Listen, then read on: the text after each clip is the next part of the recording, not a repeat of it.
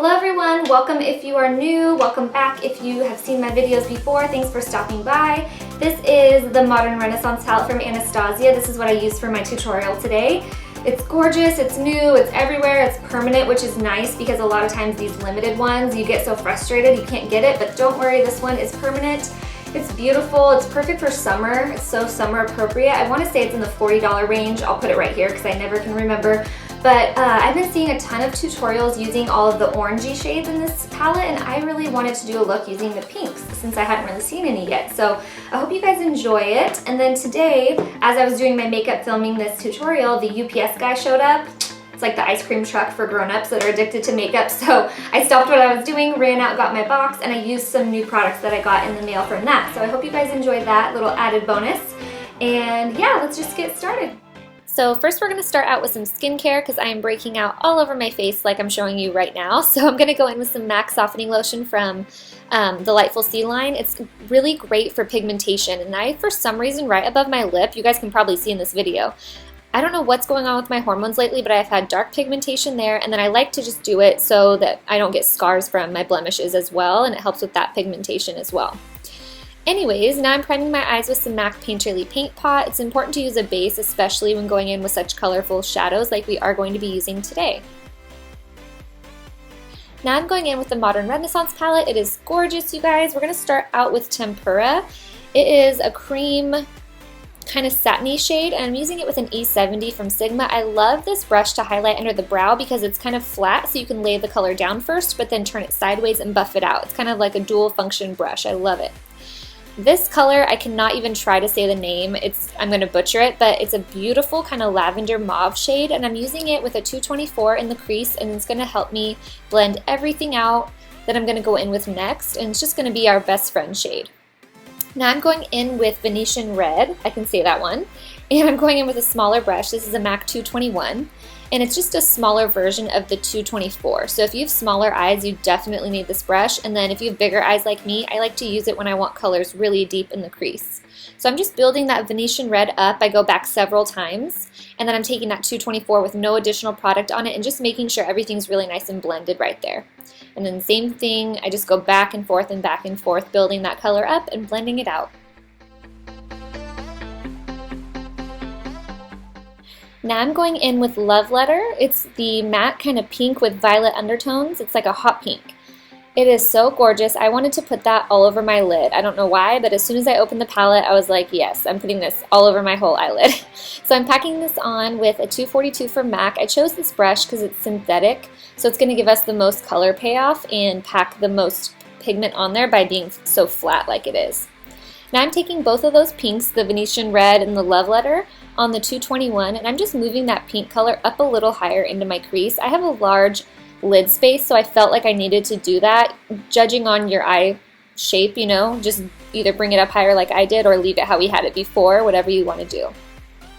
Now I'm lining my eyes with my new Inglot Liner. Look at how black it is, you guys. It is dark as the night. It dries matte. It's super long wearing. It's so creamy. I am in love with this. I don't know why it took me so long to find this. It's absolutely amazing. It's going to last you through anything you got, sweat, tears, whatever it may be. Now I'm priming my T-zone area with the custom Cover Blot Drops from Cover FX. These are going to help mattify. You can either mix them into liquid products or use them alone like I'm doing here. And then I'm going to go in with the Marc Jacobs Remarkable Foundation. This is my favorite foundation, but this shade, the UPS guy just brought me. Thank goodness.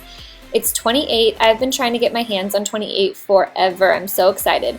And even though this is matte and I like to be matte, I don't like how dry it is. So I always buff this in with a beauty blender just to add a little more moisture into my skin. Okay, another gift that the UPS man delivered just now was the Born This Way concealer. I am so excited to try this.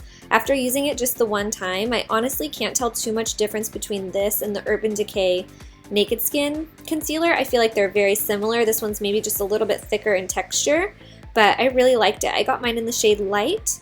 And again, I'm just going to buff this out with a beauty blender under my eyes and down the center of my face just because it is lighter than my foundation, so I wanted to carry a little bit down the center of my face as well.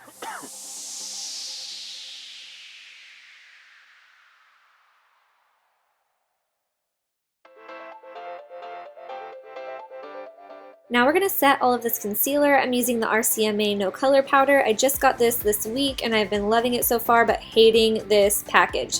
So I've been using this container thing. It's from Cinema Secrets to clean your brushes in. I just dumped some of the powder in the lid of it, and that's how I've been using it, because otherwise it's just kind of like, how do you get it out? It's just a mess.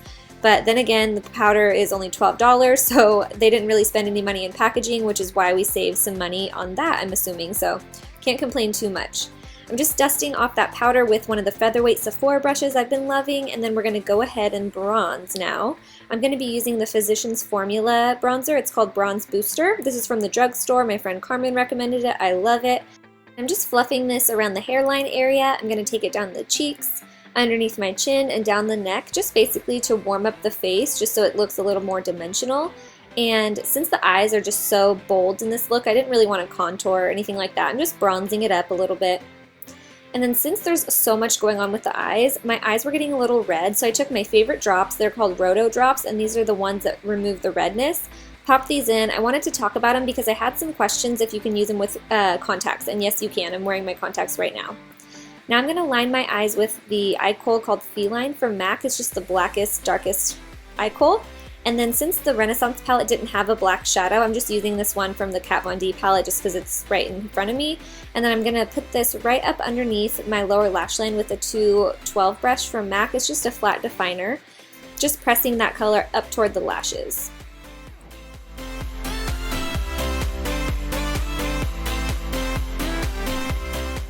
Now all that color that we just pressed up against our lashes, we're going to go back and buff out with this Morphe brush. I love this brush. It's nice and fluffy, but it's not too big to where it's like getting the black all over your face. I just love it. I don't have any additional product. I'm just literally wiping back and forth to buff out that black that we just pressed up there.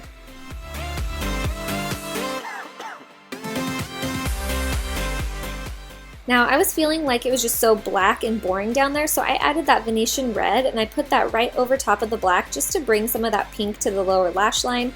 This is of course completely optional. If you guys feel like you don't want that much color on the underneath of your eyes, just skip this step. But I put this and then I actually go back with another color, our transition shade, the one I cannot say right there, and I do the same exact step. I'm just going to put it right over top of those two colors I already did.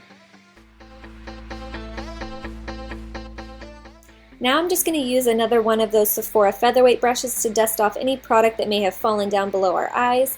Because we set our under eye, it's not a huge deal at all, you just dust it right off.